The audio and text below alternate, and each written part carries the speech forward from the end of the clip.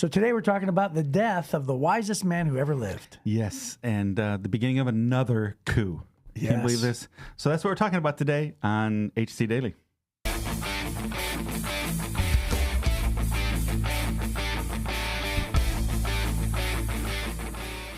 You're listening to another episode of HC Daily, a daily devotional podcast that you can listen to at home or on the go.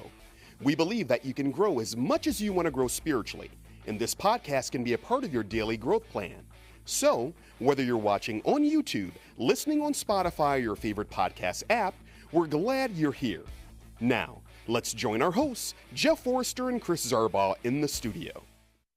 So, Jeff. Yes. I have a two-part question. Number one, what was the first car you ever had? And then also, because you've probably had multiple cars, what was your favorite car you've ever had? Ooh, yeah, good questions. So my first car that I ever had was a wrecked tan Buick Skylark. Oh, wow. 1983 Buick Skylark. And I didn't want it. And my sister called me. She wanted me to take it. I didn't want it. I told her no like 3 times. So then she gave me, she said, okay, I'll fill it with a tank of gas. Will you come and get it? I said, all right. And then when I got there, she gave me more money to take it out of the parking lot. Wow. So, yeah. So I got paid to take my first car. And, yeah, I got a lot of miles on it. That was okay. My favorite car, man alive. I had a Chevy Silverado a couple years ago that I just loved. It had cool tires and cool stuff on it, all the blackout stuff. So, yeah, that was probably my favorite truck. Sweet. Yeah, yeah. What's your favorite car? That I've ever owned, I leased a Dodge Ram 2018 Dodge Ram Black. And it wasn't blacked out, although I wish it would have been. But other than that, it was just pretty cool. Awesome. Yeah. I loved it. I named it Spartacus. What was it? Oh, really? Why? Because I name all my cars. Oh, I didn't know this. Yes. What's your current car's name? My current car's name right now, well, because it's a rental, it's John Doe. Okay. But my wife drives Fernando. Fernando. Yeah. Oh, really? My daughter, Tori, drives Izzy. Okay. And then Stephen drives Elaine. And Sarah drives Barb. Okay. Yeah. I had no idea. Yeah. And every car I've ever owned, ever, has always had a name. So what was the first car you ever owned? Schlep. And Bubba. Yeah. And what kind was it? It was a 1977 Vet Black. Your first car was a Corvette? No, it was a Chevette. Oh, Chevette. I was going to say. I fooled you. I hooked you. Chevette. It was a 1977 Chevette. Okay. Black. Okay. Wow. Yeah. Named Schlep. Schlep, yep. Okay. Well, great. Yeah. I had no idea you named all of your... Yeah. Yeah. Wow. My whole family does. Okay. Well, great. We should move on. Yes. If you don't mind. So we're going to pick back up in 1 Kings chapter 11. You got to remember, so Solomon had turned against God late in his life. And God says, hey, I'm going to take the kingdom away from your family. I'm just going to leave you one tribe, and all the other tribes are going to go against you. And then he started having trouble on the north side of the kingdom and the south side of the kingdom. And then here a coup starts, a guy named Jeroboam. So here's what it says. Another rebel leader, this is in verse 26 of 1 Kings chapter 11. Another rebel leader was named Jeroboam, son of Nebat, one of Solomon's own officials. He came from the town of Zeredah in Ephraim, and his mother was Zeruiah, a widow. This is the story behind his rebellion. Solomon was rebuilding the supporting terraces and repairing the walls of the city of his father, David. Jeroboam was a very capable young man, and when Solomon saw how industrious he was, he put him in charge of the labor force from the tribes of Ephraim and Manasseh, the descendants of Joseph. One day, as Jeroboam was leaving Jerusalem, the prophet Ahijah from Shiloh met him along the way. Ahijah was wearing a new cloak. The two of them were alone in a field, and Ahijah took hold of the new cloak he was wearing and tore it into 12 pieces. And then he said to Jeroboam, take 10 of these pieces, for this is what the Lord, the God of Israel, says. I'm about to tear the kingdom from the hand of Solomon, and I will give 10 of the tribes to you. But I will leave him one tribe for the sake of my servant David, and for the sake of Jerusalem, which I have chosen out of all the tribes of Israel. For Solomon has abandoned me and worshipped Ashtoreth, the goddess of the Sidonians, Chemoth, the son of the god of Moab, and Molech, the god of the Ammonites. He has not followed my ways and done what is pleasing in my sight. He's not obeyed my decrees and regulations as David his father did. But I will not take the entire kingdom from Solomon at this time. For the sake of my servant David, the one whom I choose and who obeyed my commands and decrees, I will keep Solomon as leader for the rest of his life. But I will take the kingdom away from his son and give 10 of the tribes to you. His son will have one tribe, so that the descendants of David, my servant, will continue to reign, shining like a lamp in Jerusalem, the city I have chosen to be the place for my name. And I will place you on the throne of Israel, and you will rule over all that your heart desires, if you listen to what I tell you and follow my ways and do whatever I consider to be right. And if you obey my decrees and commands, as my servant David did, then I will always be with you. I will establish an enduring dynasty for you, as I did for David, and I will give Israel to you. Because of Solomon's sin, I will punish the descendants of David, though not forever.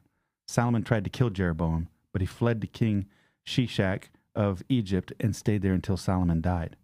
The rest of the events in Solomon's reign, including all his deeds and wisdom, are recorded in the book of the Acts of Solomon. Solomon ruled in Jerusalem over all Israel for 40 years. When he died, he was buried in the city of David, named for his father, and then his son Rehoboam became the next king. So, man, here it is. God chooses Jeroboam to replace Solomon in 10 of the 11 tribes. And Jeroboam's not as great of a name as Solomon. It doesn't roll off the tongue. No. Jeroboam. Jeroboam. Yeah.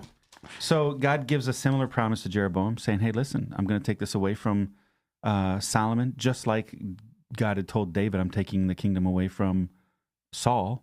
He says this to Jeroboam and says, no, Jeroboam, if you obey me, I'll give you what you want.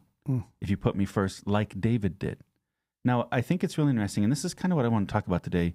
Maybe you can unpack this for us. There's a significant difference between David's sin, which is shocking. He committed adultery and killed somebody, which we would say that's the worst. And then there's a significant difference between David's sin and Solomon's sin, where he made some temples and worshipped other gods. And yet God took the kingdom away from Solomon and did not take the kingdom away from David. Let's unpack that just a little bit. Yeah, well, I mean, I think the first thing that comes to mind is that God is the one that offered to David that he would never take his kingdom away, or he would never take away his. What was the exact wording of Solomon? He said he would never take away his. Wasn't his salvation? It was his. Well, anyway, I can't remember the exact wording, but he made that promise, and even when David sinned, and David was wondering, and he said, cast me not away, from your presence. Yeah. Take not your Holy Spirit. That's what it was. It was. I will never remove. I would never take my Spirit from you. That's what it was. Okay. And so because in Psalm 51 he said, "Take not your Holy Spirit from me." Right. And so it was God who initiated the promise to David. And then when David sinned in such a big way, that's what he was afraid of, because he had seen it before him. Where God had removed the Spirit from Saul. Right. Right. And that was a big thing. But God makes no such promise to Solomon. He doesn't say, okay, I promise in your lifetime that I will never remove my Spirit from you. It doesn't say that he ever does. Right. And I think it's also interesting that nowhere, I don't think that I've read somewhere where God goes out of his way to say, I will never remove the kingdom from you for the sake of your father David. That's not a promise that God initiates to Solomon, is it? So God restated the promise to David and said that promise is for you too. Right. Yeah. So it was the same promise for Solomon as it was for David, and this is why God at least preserves the tribe of Judah for Solomon, was because God was going to keep his promise. He's just going to limit the promise.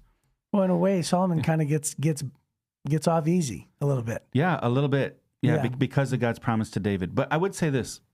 I think that this really is highlighting the difference between the bad behaviors and bad hearts, right? That's really the difference. So for David's heart, all through his entire life, was to honor God.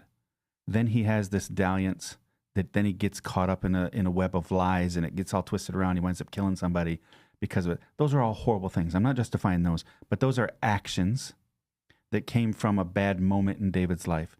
But the trajectory of David's life was honor God, honor God, honor God, point the people to God. I'm looking forward to the day we can build a temple for God. Yeah. All of his life. And in all things, give glory to God. Yes, give glory to God. You read the book of Psalms, it's just giving glory to God all the time. Those are David's songs, right? It was all about God, and then we're shocked by this one bad behavior season, over a short period of time in David's life. Whereas Solomon and Saul both walked away from God, right? And that's the issue. Saul began worshiping himself, and Solomon begins worshiping his own wisdom and the women that eventually lead him to worshiping false gods. And so Saul and Solomon turned their backs on God, and God says, fine, I'm going to take my blessing off of you. So I'm not justifying slipping up like David does and making making these horrible decisions and sinning. That's not it. But there's a difference between turning your back on God, like Solomon did, and having an event in your life like David. Yeah. Right? And by the way, there's a big difference between polytheism and monotheism. Oh, yeah. So monotheism is... Those are big words. Well, it's to serve one God versus multiple gods. So mono, one, yes. Theism, God. Yes. And poly, many, yes. Theism, God. Yes. Yeah, sorry, threw out my 50-cent words. Wow. Yeah, I know. That's impressive. But, shut up. So, but anyway, what I was trying to get at was, I think it's important to understand that when you talk to somebody who serves, or at least is okay with polytheism, I believe that Solomon probably justified it because, after all, the pagan women from the other countries who believed in other gods, they were all multiple God worshipers. Sure, they were all polytheistic, right? And so when that influence that came into Solomon, I will bet you that when we get to heaven, we could probably interview Solomon. I bet you the thinking was, hey, I still worship God. I just now have added gods. Right. So in other words, like, he wouldn't have said, oh, I walked away and abandoned God, because we do see that in other places of the Bible where they actually replace, like they put phallic symbols in the middle of the temple and, just disgrace God, and they walk away from him. In our culture, we go, oh, yeah, I worship God. I just put this little statue on my dashboard to protect me while I'm driving. Right. Or I just wear this little symbol to protect me when I'm going in my life. Or, I worship God, but I also, have my lucky rabbit's foot. Lucky rabbit's foot, or I'm open to, multiple religions. All the religions lead to God. Yes. Right? That's our modern version of polytheism. Yeah, that's right. Yeah. And so I just have to believe that, like, Solomon somehow justified by saying, like, I never walked away from God. I just was okay with letting my wives talk me into building their temples for them. Yeah. And the people like them. And hey, his wives were nice. The Bible says he loves them. Right. He loved them. He liked them. And so that's what happens a lot of times. We get around nice people who are going diametrically opposed to God's ways, and then we just gradually get sucked into their way of thinking. And what he was trying to do was blend. And this is the most dangerous thing I think we do in our culture today. Christians trying to blend what God says with what current social opinion is, right? And that's what he does, and he winds up getting pulled away. So God takes the kingdom away from him and gives it to Jeroboam. And so there's 12 tribes, just to kind of remind people, 12 tribes. 11 of them, there's 12 of them. 2 tribes of Joseph got land, and then the other 10 tribes got land, right? And then there's the 12th tribe of Levi. The Levites, they did not get land. They were the ones who were there to serve the people from a faith perspective and leading people in the temple and the tabernacle and those things. So when it all came down to it, basically Solomon was going to keep Judah. That was what he was going to keep. And then back and forth, Benjamin was a part of that Judah-Benjamin thing for a lot of times. So you had the lower kingdom and the upper kingdom, and that comes into the future, but this is the beginning of that right here. If you don't mind, let me tell a quick story. I did a funeral one time, and normally when a funeral home calls a Protestant pastor who's a Christian, normally it'd be okay for me to talk about Jesus, right? And ever since this one funeral that happened years ago, I've now learned to clear it with the family. But I just assumed. And I said, hey, do you mind if I share some Bible comforting promises of the scriptures at the end? Family said, okay. Well, now I've learned to say, Christian belief, God, Jesus, the whole thing, just to make sure that they, I want to honor the family. But anyway, I gave this gospel presentation talking about Jesus is the way to heaven at the end. And then they pulled me aside and they said, we are appalled, just appalled. And I said, what do you mean? Like, you don't like Jesus? And they said, no, we're fine with Jesus. We just think that you were so narrow-minded to say that he was the only way to heaven, because we believe that all paths lead to heaven. Yeah. And so what you were doing was you were preaching your propaganda, and just the fact that you were so narrow-minded just disgusts us. They were so upset. And I just said, hey, I'm really sorry. I should have asked you, but But I said, you probably should have guessed that that's what I was going to say, Right. because you hired me, right, Yeah. to do this funeral. Anyway, since then, I've sort of thought about this, because there are probably people who, even listening, who think, well, yeah, Christianity is sort of narrow-minded, because Jesus did say, John 14:6, Right. I am the way, the truth, and the life. No man comes to the Father except through me. Peter says, there's no other name given by which we must be saved. Right. So anyway, let me just say this. There's 3 statements that I've heard in the past from another pastor. It was my former pastor in Georgia. And he said, Christianity is the least narrow-minded world religion. In fact, it's not even close, because only in Christianity are these 3 things true. Number 1, everyone gets into heaven the same way, right? Number 2, everyone... Through Jesus. Well, yeah. Yeah. But think about just the system, right? So everyone gets in the same way. Right. Everyone can meet the requirements. That's not true with other religions. Right. And then everyone is invited, right? So think about that. So that is only true with Christianity, because only in Christianity did Jesus do the heavy lifting. And so you think about that, it's not even close. It's the most broad invitation of any world religion. You don't have to do anything. You don't have to compete. You just have to believe in what Jesus has done for us already on the cross of Calvary.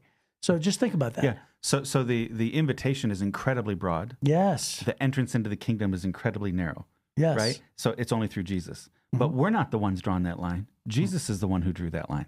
Right? There's no other way. And it turns out, people would say all religions lead to God. Things that are different aren't the same. Did you know that? I did know this. I did know right? this. And so in this situation, when Jesus is the one who draws the line, Jesus is saying, no other religion comes through me, right? So I'm the only way. That's why he said broad is the way to hell and narrow is the way to God. But then the invitation is a worldwide, all people, everybody can qualify if you just come to faith in Christ. Those 3 statements have to do with the application. That's right. It's the application or the invitation. Yeah, right. So it's like regardless of whether another world religion would talk about reincarnation and some sort of belief like that, which is very broad.